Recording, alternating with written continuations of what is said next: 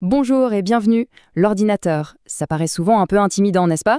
Eh bien, l'objectif ici, c'est de changer ça. On va transformer ensemble cette machine qui semble si complexe en un outil vraiment simple, puissant et surtout accessible à tout le monde. Alors, voilà notre programme. D'abord, on va faire connaissance avec l'ordinateur. Ensuite, on explorera l'espace de travail numérique.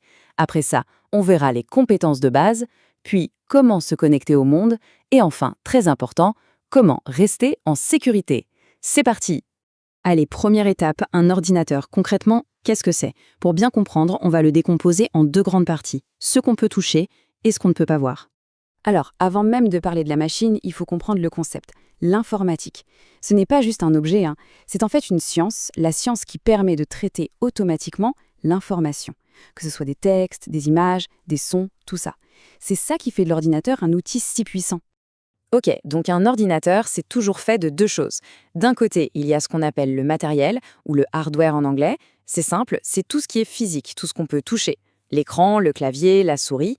Et de l'autre côté, il y a le logiciel, le software. Ça, c'est l'invisible. Ce sont les programmes, les instructions, un peu comme le corps et l'esprit en fait. L'un ne peut absolument rien faire sans l'autre. Regardons d'un peu plus près les quatre éléments physiques principaux. Le boîtier, c'est un peu le cœur, le cerveau de la machine, c'est là que tout se passe. L'écran, évidemment, c'est ce qui nous permet de voir. Le clavier, c'est notre moyen de parler à l'ordinateur, d'écrire. Et la souris, eh bien, c'est comme notre main pour pointer, cliquer, déplacer des choses à l'écran. Bon, on a vu le corps, le matériel. Passons maintenant à l'esprit, le logiciel. Et on va commencer par le tout premier écran qu'on voit sur la plupart des ordinateurs, le fameux bureau de Windows. Voilà, on allume l'ordinateur, on se connecte, et bam, on tombe sur cet écran, le bureau. Mais au fait, c'est quoi exactement et à quoi ça sert? Pour comprendre, l'image la plus simple, c'est de penser à une vraie table de travail. Le bureau, c'est cette surface. C'est là qu'on va poser nos outils et nos documents. Les petites images qu'on voit, les icônes, ce sont nos raccourcis, comme si on avait nos dossiers ou nos stylos préférés toujours à portée de main, prêts à être utilisés d'un seul petit clic. Et le truc sympa avec cet espace, c'est qu'on peut se l'approprier. Pour changer l'image de fond, par exemple, c'est super simple. Un petit clic avec le bouton droit de la souris sur le bureau, on choisit personnaliser, puis arrière-plan. Et voilà, on peut mettre une photo, une couleur. En quelques secondes, cet espace devient un peu plus personnel. Ok, maintenant on passe à trois actions qui sont fondamentales. Vraiment, ce sont les gestes de base pour gérer n'importe quel fichier ou dossier sur n'importe quel ordinateur. Une fois qu'on maîtrise ça, on maîtrise l'organisation. Alors, ces trois actions, c'est le fameux copier, couper, coller. C'est un peu l'alphabet de l'informatique. Copier, ça crée un double du fichier. Couper, ça le prend pour le déplacer ailleurs. Et coller, c'est l'action de le déposer à sa nouvelle place. Et un petit conseil, les raccourcis clavier qu'on voit ici, CTRL-C, CTRL-X, CTRL-V, les apprendre, ça change la vie, ça fait gagner un temps fou. Et si on supprime quelque chose par erreur? Pas de panique, c'est là qu'intervient la corbeille. Il faut vraiment la voir comme un filet de sécurité. Quand on efface un fichier, il ne disparaît pas tout de suite, il va d'abord dans la corbeille. Ça laisse une chance de le récupérer. Le point important, c'est donc de ne la vider que quand on est absolument sûr et certain qu'on n'a plus besoin de ce qu'il y a dedans. Voilà, on sait maintenant comment fonctionne la machine en local. Il est temps de voir comment elle se connecte au reste du monde, à cet immense réseau d'informations. Alors, une petite précision importante. Souvent, on utilise les mots Internet et Web comme s'ils voulaient dire la même chose. Mais en fait, non. L'analogie de l'autoroute est parfaite pour comprendre. Internet, c'est l'infrastructure, c'est l'autoroute elle-même, avec tous les câbles, les serveurs.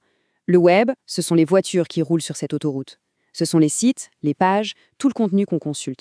Et donc, pour rouler sur cette autoroute, il faut une voiture. Ce véhicule, en informatique, c'est ce qu'on appelle un navigateur. Google Chrome, Firefox, Microsoft Edge, peu importe lequel on choisit, ils ont tous le même rôle, c'est notre porte d'entrée pour accéder à tout ce qui se trouve sur le web. On arrive au dernier point, mais c'est un point absolument crucial, la sécurité. Comment on fait pour se protéger et protéger son ordinateur contre les menaces qui existent en ligne? On entend tout le temps ce mot, virus. Mais concrètement, un virus informatique, c'est quoi? Et pourquoi c'est dangereux? En fait, un virus informatique, c'est un petit programme malveillant. Et comme un virus biologique, il ne peut pas vivre tout seul. Il a besoin de s'accrocher à un autre fichier, un programme légitime, pour s'activer et se propager. C'est à partir de là qu'il peut commencer à causer des problèmes, comme endommager des fichiers ou voler des informations. Et attention, virus est un terme un peu générique. Il y a plein de types de menaces différentes. Par exemple, le cheval de Troie, Comme dans la légende, il se fait passer pour un programme normal pour s'infiltrer et donner le contrôle à un pirate. Le ver, lui, se propage tout seul à travers les réseaux. Et puis, il y a le rançongiciel, ou ransomware, qui est particulièrement méchant. Il crypte tous les fichiers et demande de l'argent, une rançon, pour les débloquer. Bon, alors comment on se protège de tout ça? Heureusement, il y a des règles de base, des bonnes habitudes à prendre. C'est un peu comme une hygiène numérique. Premièrement, avoir un bon logiciel antivirus et le garder à jour. Deuxièmement, toujours installer les mises à jour du système et des programmes. Troisièmement, être vigilant. On n'ouvre pas n'importe quel email ou n'importe quel lien suspect. Et enfin, faire des sauvegardes régulières de ces fichiers importants. Avec ça, on a déjà une défense très solide.